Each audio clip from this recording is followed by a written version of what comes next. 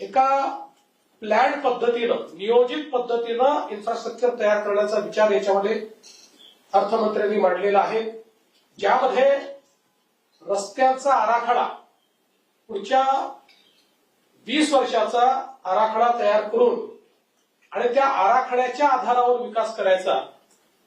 कारण अनेक वेळा आपल्याला कल्पना आहे की आम्ही सगळे लोक या आमदाराला इतके दे, त्या आमदाराला इतके दे, या स्कीमॅटिक विकास होत नाही. म्हणून आम्ही तिघांनी हा निर्णय केला, त्याचा एक आराखडा तयार केला आणि त्याच्याकरता एक्सटर्नल फंडिंग आपण उभं केलेलं आहे. त्याच्यामध्ये वर्ल्ड बँक आहे, त्याच्यामध्ये एशियन डेव्हलपमेंट बँक आहे, त्याच्यामध्ये न्यू डेव्हलपमेंट बँक आहे, त्याच्यामध्ये नाबार्ड आहे. या सगळ्यांकडनं हे पैसे घेऊन आपण अगदी गाव रस्त्यापासून तर हायवेज पर्यंत असं पूर्ण एक जाळं हे विणतो आहोत आणि त्यामुळे पायाभूत सेवा सुविधांच्या संदर्भात रस्त्यांमध्ये मोठी इन्व्हेस्टमेंट, कॅपिटल इन्व्हेस्टमेंट ही आपण त्या ठिकाणी करतो. पोर्ट असेल, एअरपोर्ट असेल, या सगळ्या गोष्टीत तर मोठी गुंतवणूक होतेच आहे. एक सगळ्यात मोठी गुंतवणूक जी आपल्याला पाहायला मिळते ती घरांमध्ये. कारण आपल्याला केंद्र सरकारने मागचा जो कार्यक्रम होता 2016 ते 2022 या 13 लाख घरं दिली होती. आता पहिल्याच वर्षी आपल्याला 20 लाख घरं दिली आहेत. त्यातल्या 18 लाखाला मान्यता देऊन जवळपास 16 लाखांच्या खात्यात पैसे गेलेले आहेत. एकूण जर केंद्र सरकार आणि राज्य सरकारच्या घर बांधणीचे प्रकल्प जे आपण हातात घेतले त्याची एकत्रित किंमत बघितली ते 80,000 कोटी रुपये. यातनं पायाभूत सुविधाही निर्माण होणार आहेत आणि यातनं सामाजिक सेवा देखील होणार आहे, यातनं अधिकारिता देखील मिळणार आहे. आणि हे सगळं करताना 50,000 रुपये त्याकरता वाढीव अनुदान आणि ही 20 लाख घरं पहिल्या दिवशीपासून सोलर अनेबल्ड असल्यामुळे त्या ठिकाणी त्यांना कुठलेही बिल येणार नाही. यासोबत प्रधानमंत्री सूर्यघर योजना आणि त्या धर्तीवर राज्याची योजना या माध्यमातून टप्प्याटप्प्याने राज्यातले जे 80% ग्राहक आहेत की जे 300 युनिटच्या आत वापरतात त्या सगळ्यांना सोलरवर नेऊन त्यांना मुफ्त वीज मिळेल अशा प्रकारचा कार्यक्रम हा राज्याने आखलेला आहे आणि त्याचं सूत्रवाच हे या अर्थसंकल्पाच्या भाषणामध्ये माननीय दादांनी केलेलं आहे. यासोबत शेती क्षेत्रामध्ये विविध योजनांचं त्या ठिकाणी अवलंब करताना सगळ्यात महत्वाचं काही असेल तर आधुनिक तंत्रज्ञान आणि त्यातही एआयचा वापर. आज आपण पाहू शकतो एआय, बायोटेक, ड्रोन या सगळ्या गोष्टीमुळे शेतीचा उत्पादन खर्च कमी करून शेतीमध्ये नफा आणता येईल अशा प्रकारची संधी उपलब्ध झाली आहे.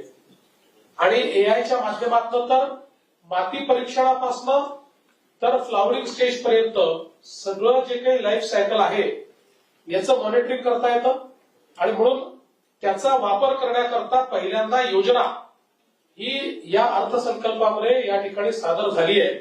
आणि त्यासोबत आमच्या सरकारचे महत्वाचे प्रकल्प म्हणजे जलयुक्त शिवार टप्पा 2 आणि नदीजोड प्रकल्प या दोन्ही प्रकल्पांकरता भरीव अशा प्रकारची तरतूद या अर्थसंकल्पाने या ठिकाणी केलेली आहे. हे सगळं करत असताना मोठ्या प्रमाणात रोजगार निर्मितीवर आपण भर दिलेला आहे. ज्या प्रकारचे कार्यक्रम हातात घेतले ते रोजगार निर्मितीकडे नेणारे अशा प्रकारचे कार्यक्रम आहेत.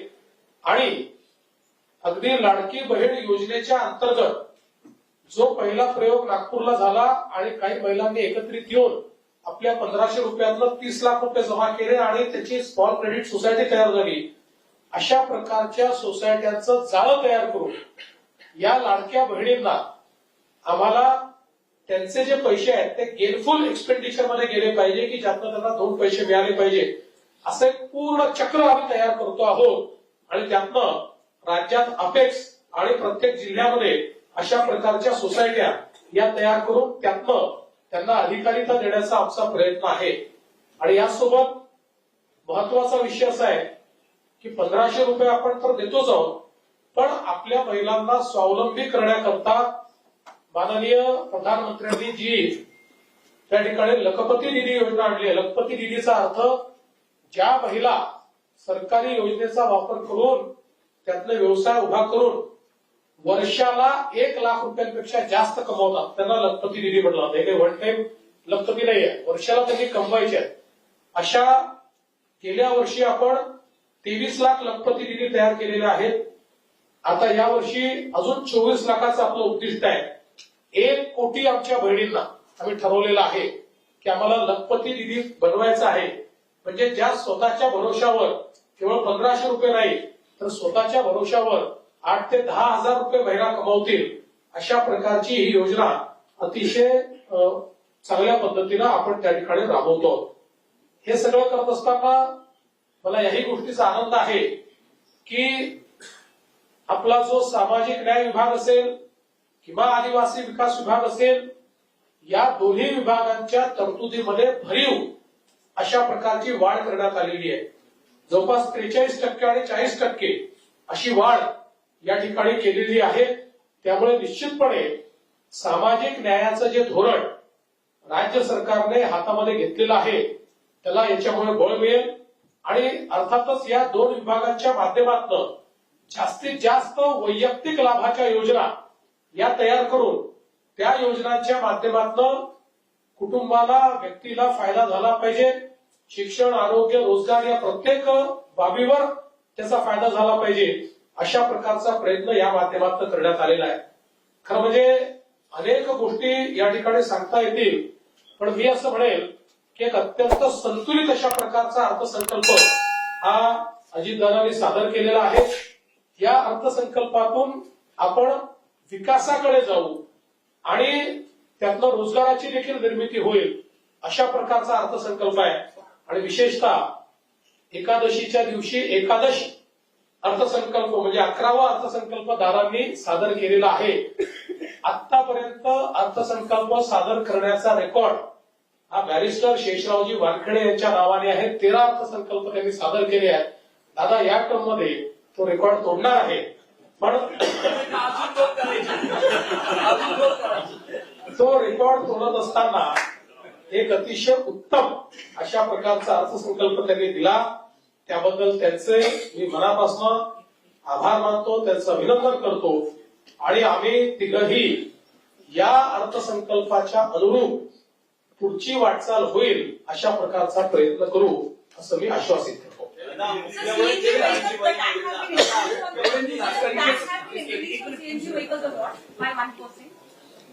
असं आहे की ईव्ही ज्या आहे त्यांच्यावरचा टॅक्स जो आहे तो 30 लाखाच्या वरची जी ईव्ही असेल त्याच्यावर टॅक्स लावलेला आहे. 30 लाखाच्या आत, कारण आम्ही साधारण बघितलं की आज जे मार्केट आहे ते 30 लाखाच्या आतलंच आहे. पण कोणी लक्झरी घेत असेल तर मग त्याच्यावर टॅक्स लागला पाहिजे या दृष्टीने तो टॅक्स लावला है। दो सवाल है। पहला तो जिस तरीके से 7 जगहों पर एमएमआर रीजन में आर्थिक जोन बनाने का फैसला सरकार ने किया वो क्या है, और दूसरा कई विपक्ष कह रहा है कि लाडली बहन योजना के पैसे कम किए सरकार ने किस वजह से। देखिए, पहली बात तो ये है कि ये जो जिस प्रकार से हमने एमएमआर हमारे डीकेसी को एक फाइनेंशियल कैपिटल के रूप में उसको हमने स्थापित किया है, एक बिजनेस सेंटर के रूप में स्थापित किया है। इसी प्रकार के बिजनेस सेंटर्स ये 7 जगह पर हम लोग तैयार करना चाहते हैं, क्योंकि बहुत बड़े पैमाने पर आज हमारे यहाँ निवेश आ रहा है और विशेष रूप से मुंबई एक फिनटेक कैपिटल भी बन गया है और मुंबई ये स्टार्टअप कैपिटल भी बना है। तो ऐसे समय ये बहुत आवश्यक है। आप देख सकते हैं एनपीसीआई यहाँ आ गया, आज नेशनल स्टॉक एक्सचेंज ने भी हमको जगह यहाँ मांग ली है, तो सारी फॉरेन बैंक्स भी यहाँ पर आ चुकी है। तो इसलिए अब हमारे लिए ये वक्त है कि हम लोग इस प्रकार के बिजनेस सेंटर जो हमारे हैं उसको और बड़े पैमाने पर तैयार करें, जिसका उल्लेख हमारे शिंदे जी ने किया कि जो हमने एमएमआर रीजन के ग्रोथ का एक रोडमैप तैयार किया है, उसमें एमएमआर रीजन ही 1.5 ट्रिलियन तक जा सकता है। तो उसी योजना का भाग इस प्रकार का ये है। और जहां तक लाडली बहन योजना का सवाल है, कोई पैसे कम नहीं किए, सबको पैसे मिलेंगे, पूरे पैसे मिलेंगे. मग 36,000 कोटी बाह्य कसं? 36,000 कोटी बाह्य कसं? एक मिनिट थांबा. लाडकी बहीण योजनेला 46,000 कोटी लागतील असा अंदाज केला होता आणि त्याच्यात जर 2100 करायचे आले तर 64 पर्यंत खर्च वाढेल आणि बजेटमध्ये बजेट 36,000 कोटी जे आहे. तर मुळामध्ये बजेटच्या स्पीचमध्ये लाडकी बहीण हा उल्लेख नाही की इलेक्शनच्या वेळेला रोज तुम्ही करायचं आणि आता वाढल्या खर्चाची तोडमिळवणी करणार कशी आहे? 46चा 64 पहिल्यांदा तर आणि कमी झालं कारण आकडा एक्झॅक्ट किती आहे त्यांचा? पहिल्यांदा तर तुमचं लक्षच नव्हतं बजेट वाचत असताना. त्यांनी सुरुवातच लाडक्या बहिणीत केली पण आकडा कुठेही कळत नाही आणि आकडे सगळे सांगायचे आणि नसतात. कमी झालाय कमी झालाय त्यांनी ते 36 म्हणूनच संशय लोक त्यांनी 36,000 कोटी सांगितलं. पहिल्यांदा एक लक्षात ठेवा. होतो. ऐका ना, इतकं एकदम म्हणजे तोडमिळवणी कशी होईल? काळजी करू नका, मी शब्दाचा पक्का बहिणींना नाराज करणार नाही. असं आहे, एवढं लक्षात ठेवा की कुठलीही योजना तयार होते त्यावेळी गृहीतक असतं की 3.5 कोटी 3 कोटी आणि फायनली समजा जर ते 2,70,00,000 झाले तर तेवढे पैसे वाचतात ना. आपल्याला योजनेचे ऍक्च्युअल पैसे कधी लागणार ते वर्षभराने समजतात. त्या आधारावर मागच्या वर्षीच्या ट्रेंडच्या आधारावर हे पैसे ठेवलेले आहेत आणि उद्या वाढवायची गरज पडली तर जुलै आहे, डिसेंबर आहे, त्यामुळे वाढवता येतात. त्यामुळे कुठलीही अडचण नाहीये. आवश्यक तेवढी तरतूद याच्यामध्ये ठेवण्यात आली आहे. 2100 कधी बसत? त्याच्यात असं आहे की त्या संदर्भात निश्चितपणे आमचं काम चाललेलं आहे. बघा, शेवटी बजेटचा बॅलन्स ठेवणं हे देखील महत्वाचं आहे आणि घोषणा पण आपली पूर्ण करायची. आता ट्रेंड्स आमच्याकडे फार चांगले आहेत, जे काही जर आपण नॅशनल एव्हरेजच्या 7% वर चालू आहे. पण त्याच वेळी जर आपल्याला सस्टेन पद्धतीनं आपल्या योजना चालवायच्या असतील तर आर्थिक शिस्त देखील आपल्याला ठेवावी लागेल. 3% वर जाता येणार नाही. आता आपण मागच्या वर्षी 2.9 पर्यंत चालू गेलो, म्हणून आता थोडं कमी आणून 2.76 पर्यंत आपण आणलेलं आहे.